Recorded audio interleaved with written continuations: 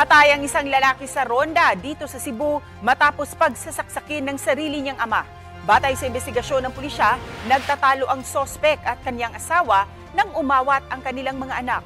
Pero lalong uminit ang away. Doon na raw kumuha ng itak ang 27 anyos na biktima para takutin ang ama. Ikinagalit yun ng sospek na kumuha rin ng kutsilyo at saka sinugod ang anak at 3 beses pinagsasaksak. Idiniklarang dead on arrival sa ospital ang biktima. Inaresto ang kanyang ama na makaharap sa reklamong parricide. Wala siyang pahayag. Mga mare, naghatid ng nostalgia at kilig ang Danish 90s hit band na Michael Learns to Rock sa kanilang pagbabalik Pilipinas.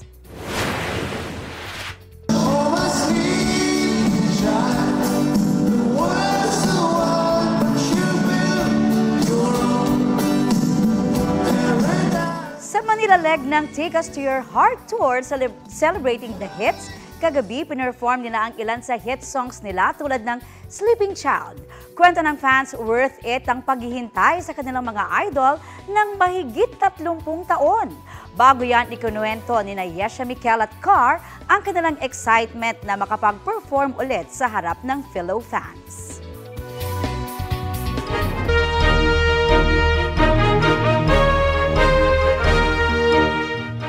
Marami tayong kababayan na bumoto sa New York City ngayong US elections. Para sa update doon, makakausap natin si GMA Integrated News stringer Dave Llavanes Jr. Dave? Rafi, alas 9 ng gabi, oras dito ng formal lang isara ang botohan dito sa New York City. Nag-umpisa na rin pumasok ang partial electoral votes at sa ngayon, 195 electoral votes na ang pumasok para kay Republican candidate Donald Trump. Habang 91 naman para kay Democratic candidate Kamala Harris. 271 electoral votes ang kailangan para manalo. Rafi? Dave, yung ibang East Coast states tapos na magbilang ng electoral votes dyan sa New York. Ano bang yung resulta? Dito sa New York, Rafi, nanalo si Democratic candidate Kamala Harris kung saan ang New York State ay merong 28 electoral votes. Rafi?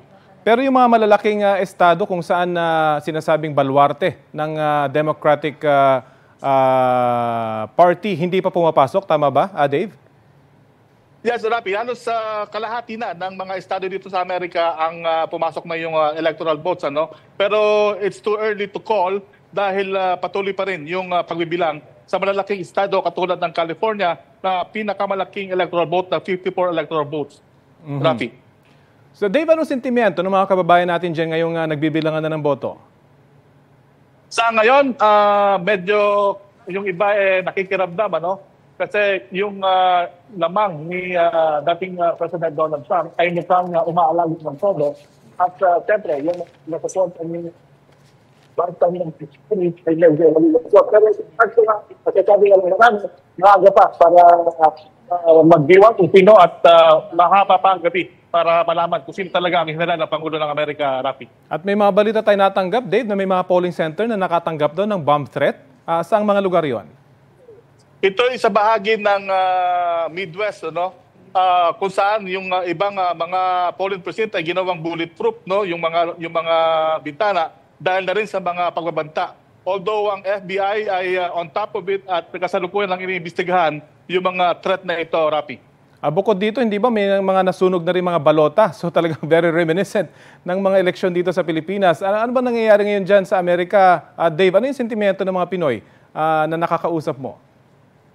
Well, marami sa kanila, especially dito sa New York, Rafi, ito ay Democratic state, pero solid ang Trump supporter dito. Kaya yung sinasabi nila sa bahagi ng mga Republican supporters, ang isa sa mga inayawan nila ay yung immigration policy ng Democratic Party. Habang ito namang mga taga-Democratic Party, ang kanilang issue ay yung karapatan ng mga kababaihan, Rafi. Hindi ba naapektuhan yung bilangan ng boto dun sa 4 na swing states habang may mga insidente ng bomb threat, Dave? Hindi naman, Rafi, kasi bantay sarado ng mga otoridad, yung mga polling precinct. At ito'y doble-dobling pag-iingat dahil ayaw na kanilang mag-disrupt itong pagbibilang ng mga boto, Rafi. At may mga sinasabi na posibleng Russia yung nagpasimula doon sa bomb threat dahil nanggaling daw yung mga email addresses doon sa Russia. Meron ba tayong ganitong impormasyon, Dave? May mga ganyang report na lumalabas sa Rafi pero hindi pa natin ma-confirm kasi sinasagawa pa rin yung investigasyon ng mga otoridad dito sa Amerika para tukuyin kung saan nga nanggaling itong mga pagbabanta na ito, especially dun sa mga polling precinct, Rafi. Ang tanong, kailan natin malalaman kung sino ng bagong US President? Alam ko may mga mabibilis na magpasok ng kanilang mga boto. Meron din ng mga mababagal.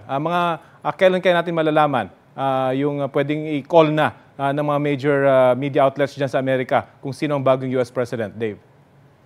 Kung hindi magkakabirya at kung papasok na yung majority ng electoral votes, bago mag-umaga dito sa Amerika ay alam na natin o mapoproject na kung sino ang bagong Pangulo ng Amerika, Rafi.